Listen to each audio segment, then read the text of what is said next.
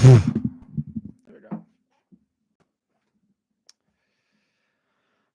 All right. Welcome back, Western Star Movie Podcast. This is end of February, as end of Valentine's month, and now we're moving into spring, the true spring, March, April, May. Well, we're looking forward to March. I think everybody's looking forward to next month. Really, two films that are coming out: Dune and what you call it, Godzilla and Kong. But other than that, there's really nothing in March that. Well, Kung Fu. People here keep saying Kung Fu Panda 4 is going to be smack. It's going to smack, or is going to be gas, which I think means awesome. And then Ghostbusters. No one's talking about Ghostbusters. I don't. I mean, I don't know about Ghostbusters to know, but whatever. So let's get into it. Let's talk about what we're talking about this week or this month. What we're gonna do next month is, or next week is, we're gonna talk about. I'm gonna see. I'm gonna watch. I'm gonna be watching Dune. I'm gonna be watching Spaceman. I'm watching a bunch of other stuff.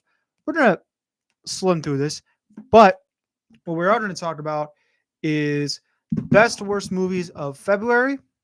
We're going to talk about why Madam Web flopped and why people still have a weird, train of thought on why it flopped. And I'm going to give you the real reasons why, and not these stupid reasons that people like to say, like, well, back in my day, this didn't happen. Like, no. And then we're going to talk. Wait, what? Yeah, okay. And then we're going to talk about Doom Part 2, and how much money will it make? Really, will this be a event? And could it make $1 billion? We don't know. We're going to answer all of that today. So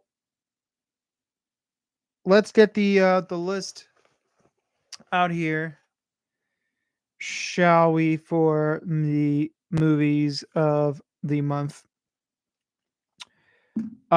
So let's get right into the chase. We have 1, 2, 3, 4, 5, 6, 7, 8. Hold on. Do we have 8 for this one? Wait, am I supposed to hold on?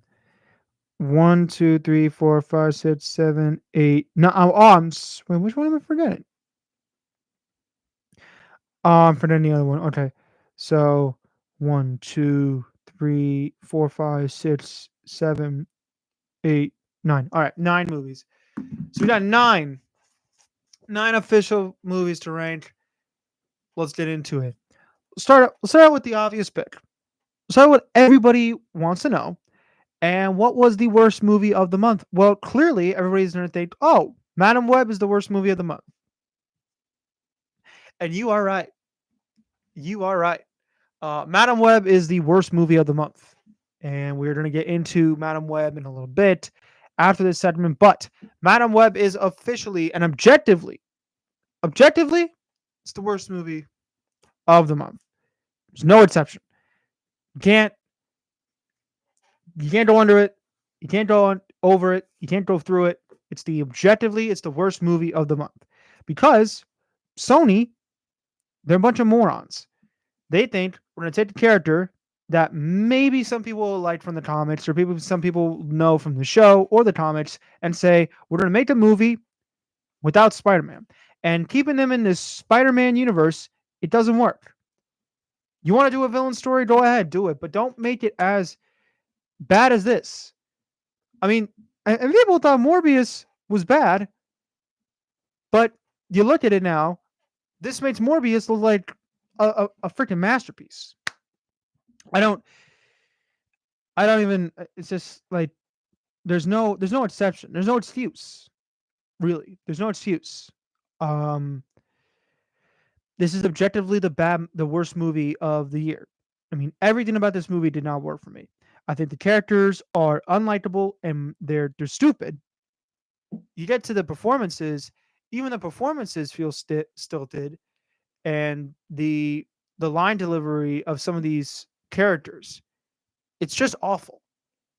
And for those people who aren't aware, I actually think the best. I said last week the best person in this entire movie was Isabella Merced, who is phenomenally attractive and is awesome, and she tries.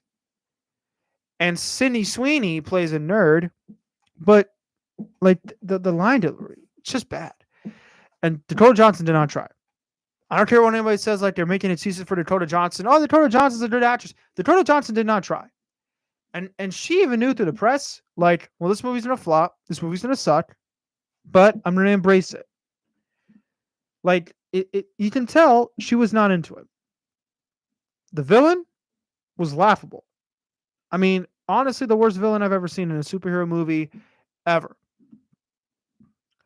And his lines were worse because some of it was ADR.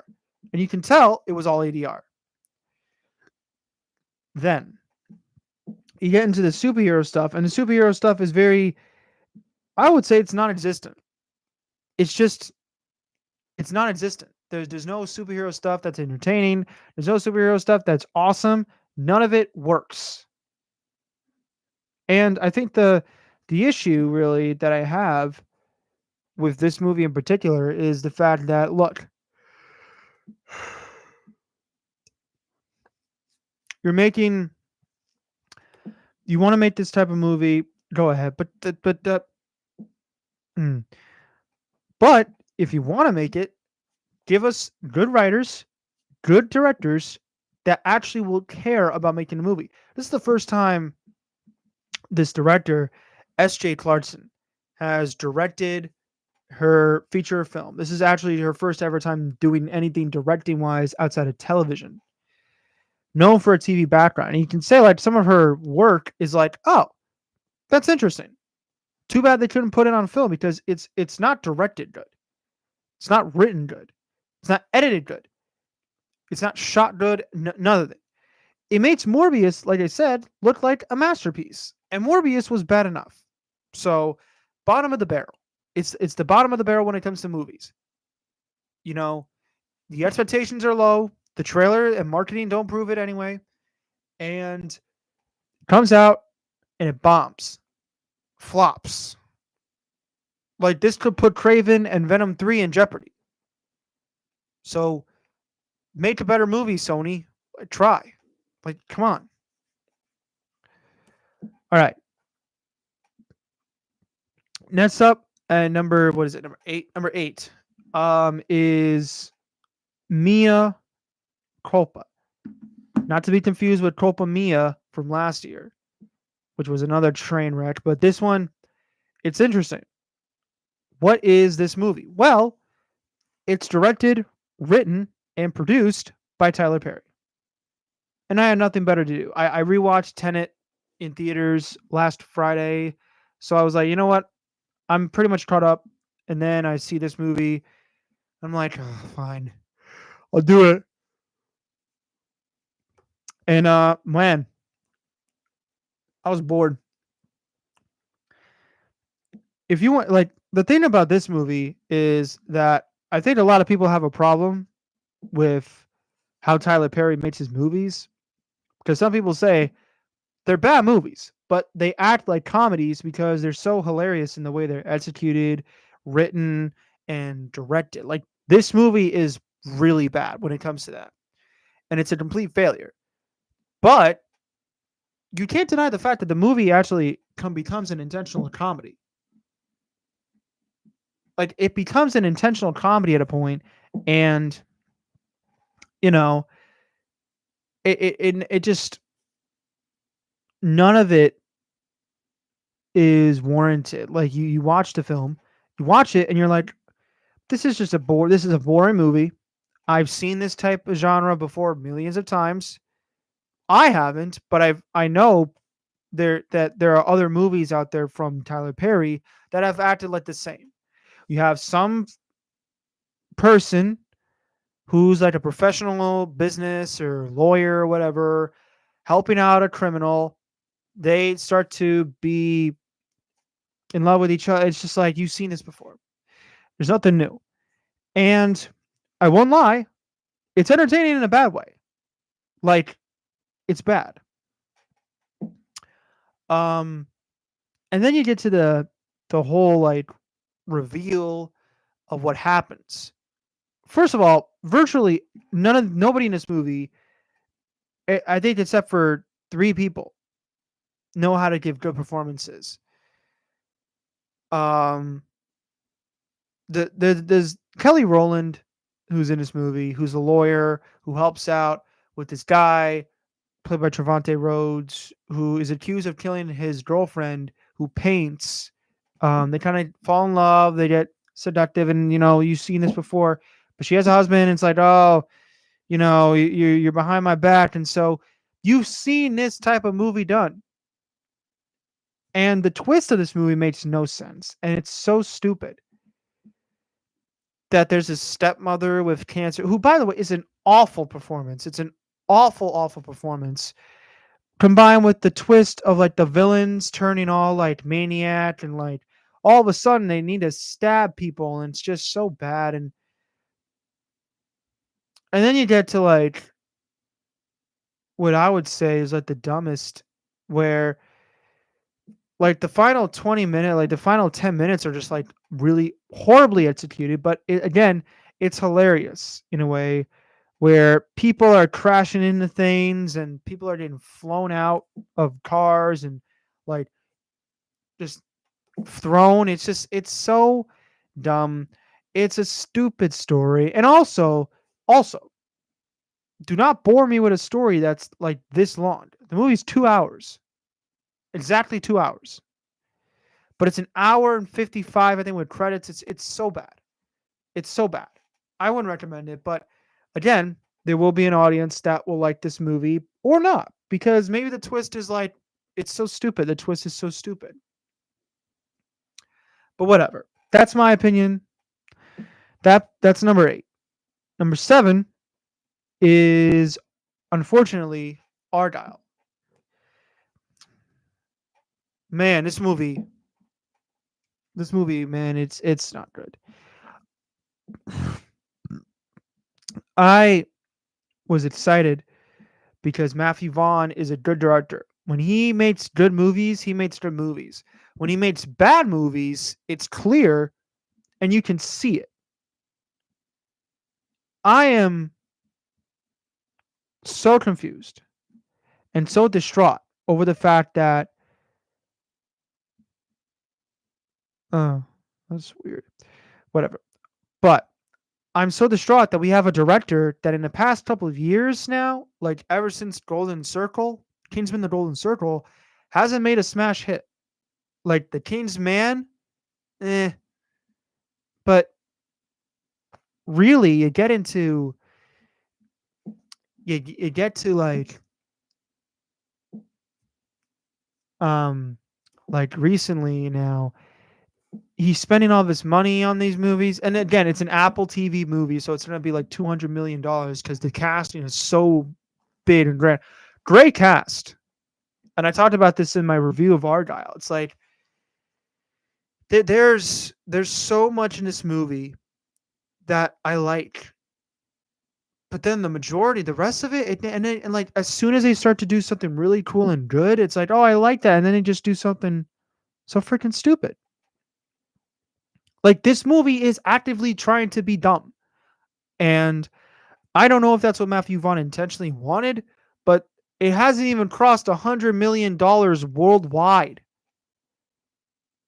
Like, again, and it's a $200 million budget movie. Again, like look, Kings or what? Killers of the Flower Moon did the same. Napoleon, but Napoleon made money. It actually made over 200. This movie doesn't deserve to make it because it's like nothing good. The cast is good.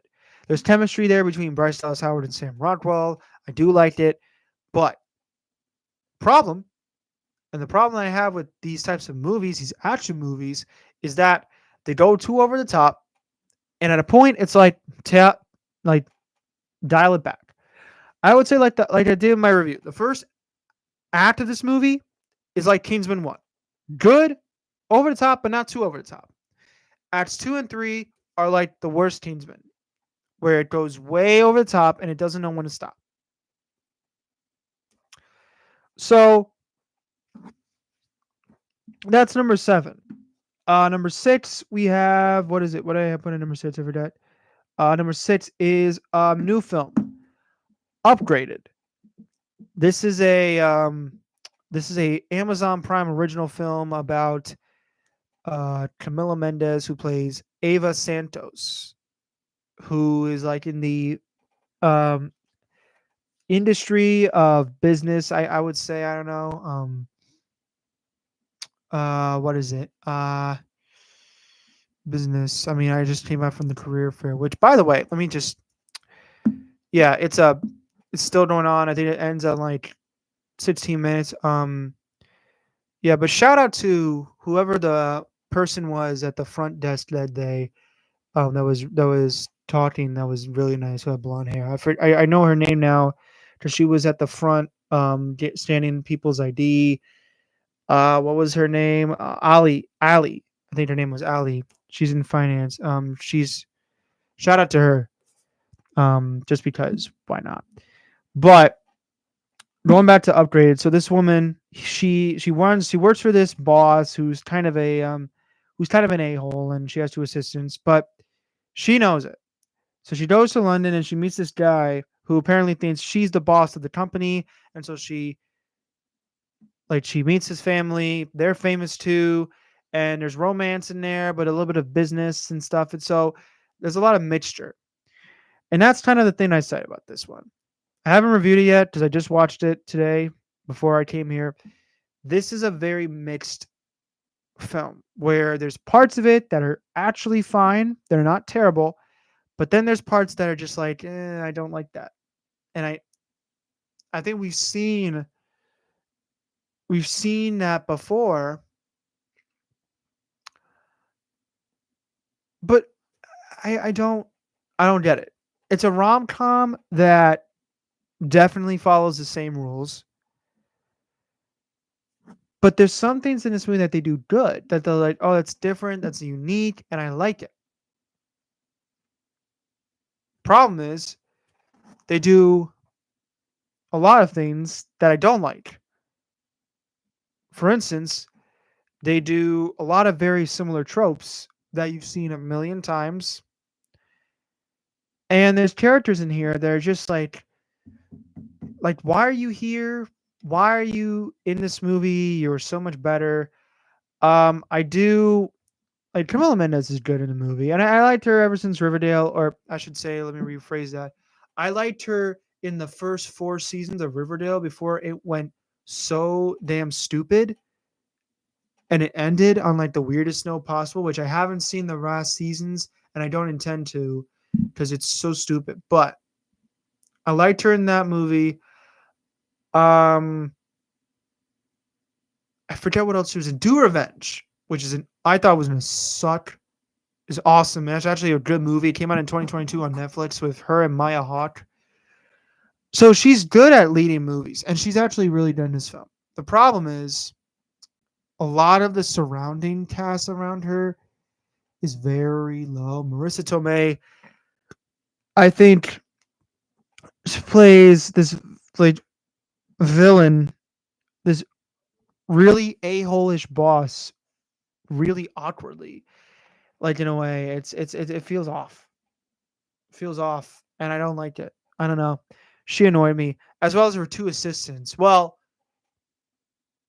one of her assistants in the movie, I think her name was Suzette, which is a stupid ass name.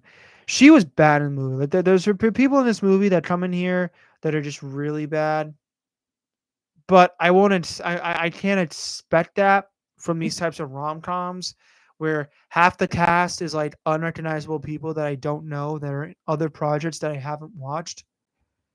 So, like, I don't know, but I do know is it's paced poorly.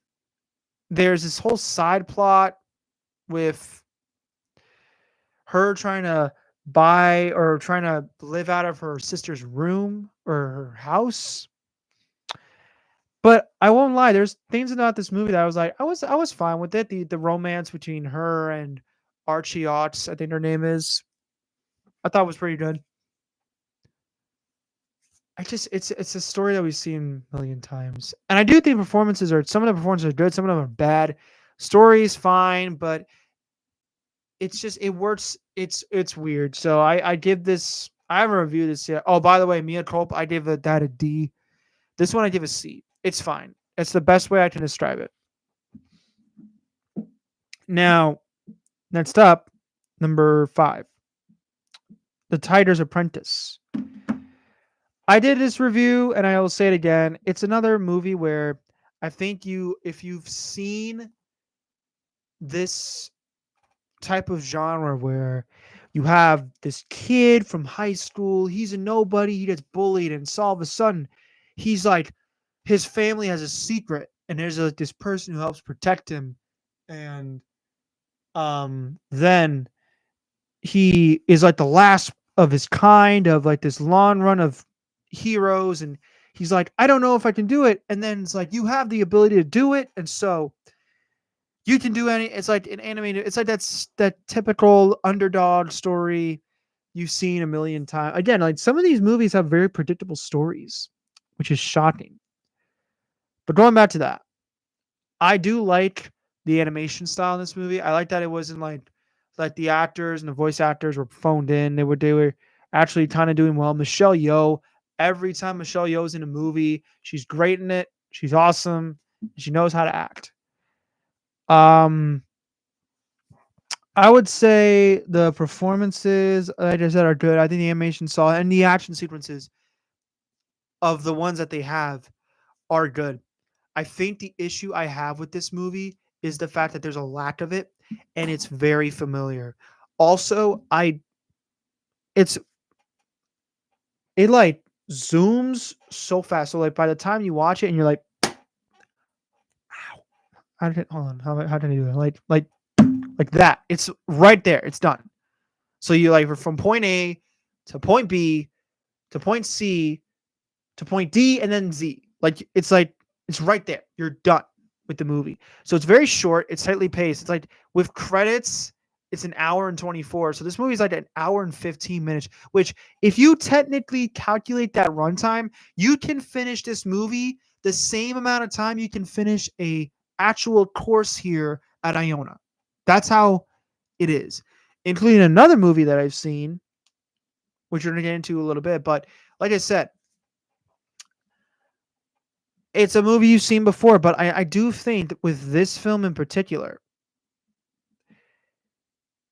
I do like it more than most because it's animation, so you don't really go into it hard. But it's on Paramount Plus, which is sad because I feel like this movie would have done justice on in theaters. Well, actually, no. Let me rephrase that. I think they did this because they knew this movie couldn't do well in theaters, so maybe that's why. So I'm giving that. They probably knew this movie was going to bomb in theaters, so they probably pushed it on streaming. Which is another way. If studios don't have faith in a movie, why should we? So if you're going to push your movie on the screen, then you clearly never had faith in the film to begin with. So that's 5, I think. Yeah, 5. 5. 4 is the movie I just was going to talk about, Driveway Dolls. This is another movie that's like an hour and 24 minutes. So like when you watch this movie in theaters, you are technically, it feels like you are in a theater with your professor right in the front and you're given a lecture. It's literally that long of a film. Now, what's this movie about? Let's see. It's directed by one of the Coen brothers.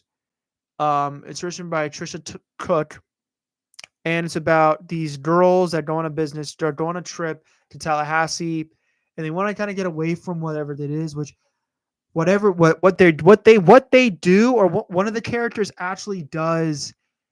It's I don't know. I think it's not safe for this. I'm not gonna say it.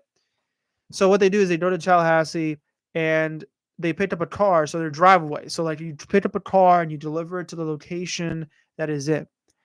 And they find this car, or they have this car, and inside it is this case, and it's like you can't open the case because it's we want it. So there's some bad guys that want the case, and there's a lot of things in this movie that are forgotten and that are really off. Like I'm not going to say what it is because it's very inappropriate, but like the first 10 minutes, I would say, of this movie, I was like, and it was just I think it was me, it was weird because it was like, and if you've seen the movie and if you heard of the film, then I think you know what it means. I think you know what it is. I'm not saying it because it's too weird and it's too not. It's not for this. It's not for this show. It's not. I'm not going to say it. But I was confused because it was like it's kind of quirky, awkward, and then it kind of does a shift where it turns into a comedy, and the comedy was hitting. There was a lot of jokes that I laughed at. Unfortunately, it's a very short film, and a lot of the characters are kind of like just put in like just like put in here. All right, you've had your run. Take it out. Throw away. All right, next one. All right, you're done. It's like they throw away, like they put in actors in there that don't really have a lot to do, like Matt Damon, Pedro Pascal, Colman Domingo. Well, from the trailer, they spoil Pedro Pascal. So if you see the trailers, you know what happens to Pedro Pascal. But again, I wish that the movie was funnier. I wish there was more entertainment value because I do think the movie's fine. It's like this type of humor, this grasp humor you've seen a lot, but I enjoyed it. I definitely enjoyed it better than most people. I'm going to give it a C plus. I definitely enjoyed this movie a lot more than most. Now, number 3. We're going into the top 3. So let's throw in 3. Lisa Frankenstein. This is from the writer of Jennifer's Body, Diablo Cody, and this is from the Zelda Williams, who is the daughter of Robin Williams, one of the best comedic actors of all time. Rest in peace. This is his daughter, and this is her directorial debut. And I would be honest, for the first 20 minutes, I was like, this is not looking good. It's boring. I didn't care. I like the characters, but again, it's like a middle of the line film. And then we get introduced to Cole Sprouse. So basically, it's about this girl, Lisa, played by Catherine Newton, who's great in the film, who I actually think is attractive now. She kind of is like a newbie to this town. So she's new. She doesn't know a lot of things. She doesn't do a lot of drugs or drinking. And so she's in high school. She goes to this school, or her mother died. So her father married this stepmother who's kind of it's kind of it's inappropriate word, but she's rude. She's kind of an a-hole. She has a stepdaughter who's like her best friend to her, and they're nice. And every night I guess she goes to the grave to reconcile with this man who died years ago, played by Cole Sprouse. And so Cole Sprouse rises and like goes to her house and's like, yeah, hi, I know who you are, and you liked me in a way, but it's weird. And so she has an ability to kill people and take their body parts, and like there's this tanning thing that she has where she kind of like enwovens it so it's like permanent now. So like they chop off a hand, he now has a hand. And it kind of becomes a romantic movie in a way, but I actually thought it was better than I expected. It's a quirky film, and I think that's what I like. The chemistry between Cole Sprouse and Catherine Newton is great. Which, hold on, did I actually review this movie? I think I did review this movie, or did I? No, I did. And I did want to do this again because I wanted to shout out Paula Andino, who I didn't even know was going to be in this movie. Very small part, but man,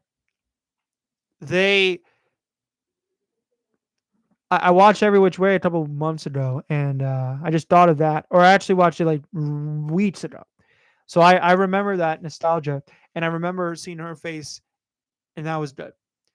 So Yeah, I enjoyed it. It's a short movie. I think yeah, I do I recommend this film if it's still in theaters because it totally flopped. So I think Focus Features, who do they have? Peacock. So if you have a Peacock account, then you can watch it. You should watch it. It's fun. Next up, number two, runner up for best movie of the month, Bob Marley, One Love, a Bob Marley biopic. I like this movie. I know I understand the criticism, but whatever. I like the story of this movie. You know, he's making a peace concert to help aid in war in Jamaica, and he doesn't know if he should. I think this movie works. I think Kingsley Benadir is fantastic. I think he is he is great as this character. Lashana freaking Lynch is awesome. She's great in this movie. And she knows how to act. She is great in anything she does. She makes it her all as playing Bob Marley's wife. I think her name was Anita. Anita Marley.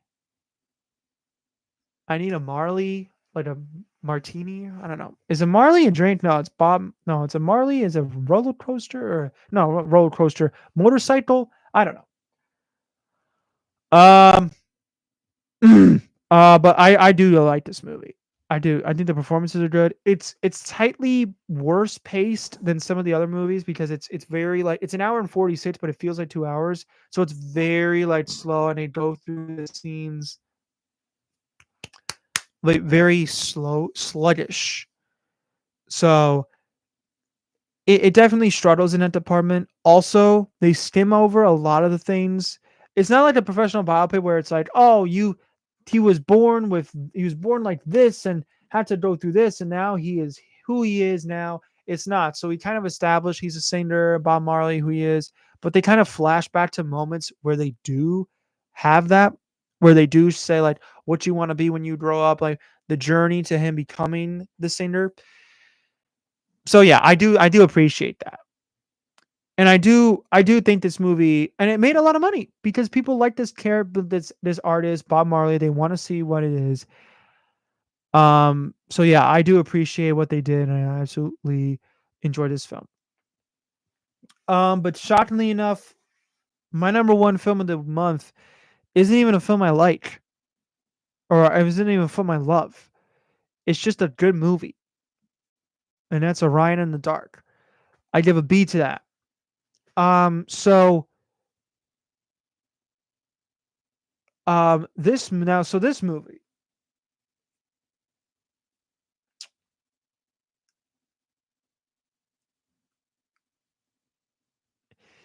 I have to be honest. I was a little bit conflicted because again, like February was a bummer. There was a lot of crap in January, but February had movies that were like they were good, but just not good enough. And that's what this was. This is good. And I like this movie. It's an animation movie from DreamWorks that is about this kid who's afraid of virtually everything. So he's a schizophrenia. And he's afraid of the dark the most. And so like this entity Dart is like, I'm gonna help you figure out how you cannot be afraid of me all the time. And so he kind of it's like a journey to happiness and acceptance. And I thought it was a good time. There is a problem that I have with the film though. The comedy is I'll say it's terrible. Like the jokes don't work. And if there was jokes, I just didn't laugh. There is one joke I think that caught me off guard. Um that I think is a spoiler.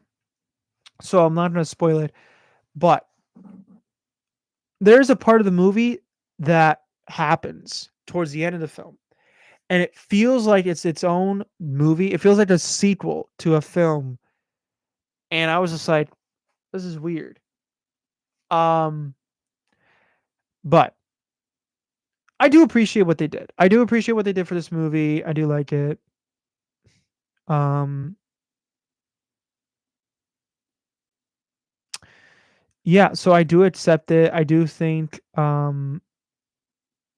this was a it's a good animation movie. It's shot good. There's some sort of 2D animation that to do with Spider-Verse that I thought was really well made and well crafted. And I think the voice performances were good. I didn't even know Angela Bassett was in this movie, and she's awesome in everything she does. She is the queen. We love Angela Bassett. I'm not gonna say stan Angela Bassett. I'm not one of these millennials. Or maybe I don't know. I don't know if I'm a millennial. Am I? Am I? No, I don't know. I don't care. But I love Angela Bassett because she's a great actress. And I mean, she won supporting actress at the Oscars for Black Panther because she's that good in that movie. A movie that a lot of people liked, but hey, made money. So that is my opinion. What I thought of February.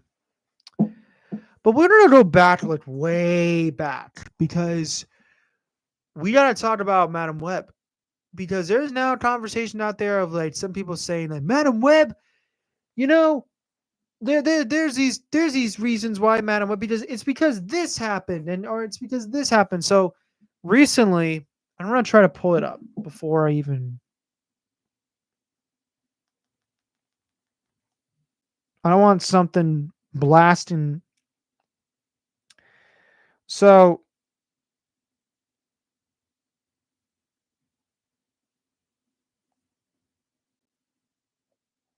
I don't even think it's on here. Is it on my Instagram or is it on my TikTok? I think it is.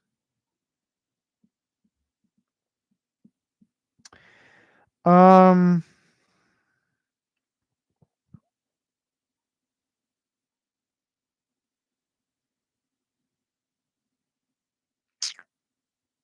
let me see. It's about one of the actors. I'm sorry it's taking so long. Okay. So one of the actresses, I won't say who, but they said that the reason why this movie is not good is really because of the fact that, well, the male audience or toxic male audience was there to just bombard the movie with bad reviews. And I like to say, no, there's actually, I'm not defending this statement. I'm just saying there's a lot more reasons to this on why Madam Web was a critical and commercial flop. And I have 4 reasons. Number 1, the effect of Morbius being as bad as it was caused the hype of Craven and Madam Web to dwindle. Now, when we saw the trailer for Craven, we were like, oh, it's R-rated, so it's actually going to be good this time. It looked brutal. So there's that. But when we saw the trailer, but Morbius left such a bad taste in my mouth, and that movie was a financial problem, and they re-released it because it's memeable, because of the memes. Like, release the meme. That's the whole reason why they even put that out in the first place. They knew they were working with a freaking failure. So, like, Morbius was a bad idea, and that set the tone. So, number 1, Morbius threw away everybody's expectations. Number 2 is the fact that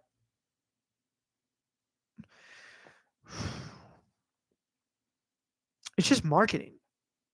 You have to market the movie well. And when you put out a trailer that a lot of people make fun of, you're not making sense. So, and when you market the film with all these posters and things that happen in the movie that really don't amount to anything, and spoiler alert, when they show you, oh, they're in their suits, so they fight crime, it's like, no, that's not it. That's in like the final shot of the movie. That's it, guys. Sorry. So they literally are joke. I don't even can't even say the word. I can't even say it. It's not. It's PG-13, but I mean I am PG-13. I'm not. It's not R rated. It's not R enough. but it's R-rated. It's not R-rated. It's PG-13, whatever. But they're messing with you. So like they want they put things out, and then it's like, oh, well, this is garbage marketing. You're showing me more reasons why I don't want to see the film because it just doesn't look as good. And the trailer might have done that. Number three, and this is going back to what the actress said. The male toxic people. So these are like the types of people that like to say, "Oh, Rachel Zegler is so woke." What the what does that mean? What does that word mean? I don't know, and I don't care, but that's what they say. Those are those people. And then you got there's also the same people that were like, "Oh, the Little Mermaid is not supposed to be black." It's like, no, be quiet. It's casting. That's what they do. Casting actors and actresses, as long as they deliver the performance and are good, is what matters. Doesn't matter what you think. These are the types of people that say, "Oh, Birds of Prey and the Marvels flop because it was female led." It's like that's not true. And those types of people are the ones that are like, "Oh, the movie sucks," but I'm not going to see it because I'm not like that. I'm just going to say it sucks, but not see it. Because me, smart in brain. And I'm not, listen, I don't care. They're dumb anyway. They're dumb freaking idiots that just like to troll and have specific agendas. And it's like, listen, if you don't want to see the movie because it's bad, that's fine. But don't keep saying like, oh, it's this and this and this. It's like we live in a world where those people exist and it sucks. But the main reason, and this is my opinion, why that movie flopped, Madam Web, is one simple statement. It was a bad freaking movie. It was a bad movie. Marvel's was bad. Birds of Prey was mediocre. Those movies were not as good as what other superhero movies were producing or making. That is why those movies were not good. That's the reason why Morbius made like $39 million in its opening weekend and then plummeted because people knew like, oh, it's bad. So we're not going to go see it.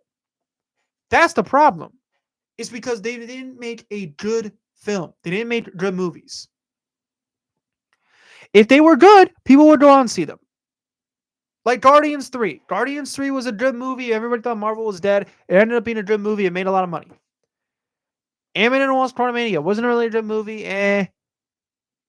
It's not good. What's another one that I can say? Maybe Shang-Chi, a movie. That debunks. Actually, let me go back to that. That third statement that I said debunks everything because Wonder Woman came out and made a lot of money. So those people are idiots. They want to say these things and want to be like, oh, well, I'm gonna stay by a specific agenda and say this, and this, and not go see that and that and that. Because, I mean, I didn't even want to see, like the Little Mermaid because of all the things like Disney was like, they were just making all their movies live action, and that's what they're producing now. And I was like, oh, I'm really sick and tired of live action movies. Ended up being one of my favorite films of the year, the Little Mermaid remake, and I will stand by it. It's good. It's a great film. And that's why I'm going to stand by the Snow White movie. I support Rachel Zegler. I like Rachel Zegler. She's attractive. I liked Rachel Zegler. She was great in 100 Names. She was good in Shazam. She was great in West Side Story. So it's like, why not? Oh, because we got people out there that are crappy. Can't say the other one, but no. But that's that. I mean, those are the reasons I want to get that out of the way because everybody says like Madam Web is a flop. Madam Web is a flop. Blame this, blame that, blame this. Blame four. Blame those four. And yeah, I just want to get that out of the way because I wanted to make this video focus on the February movies. So next week, we got Dune, we got Spaceman. Actually, I don't even know what else I have. Maybe I'll just do like a 20-minute review on those movies. And spoil them for you. Maybe I do that. But there's not another show on the weekend of the 11th. So I'm not going to be, it's not next Thursday, the Thursday after that. So there's going to be other movies that I have to review: Kung Fu Panda 4, Damsel, Imaginary, Love Lies Bleeding. So there's that. So I'm going to end it here. So thank you guys so much for watching. Um, Again, if you are new, don't forget I come here every 1:30 every Thursday. Make sure you subscribe to WAOR, follow the Insta, whatever you want. My name is HJW with the Western Star Movie Podcast, and I am signing off.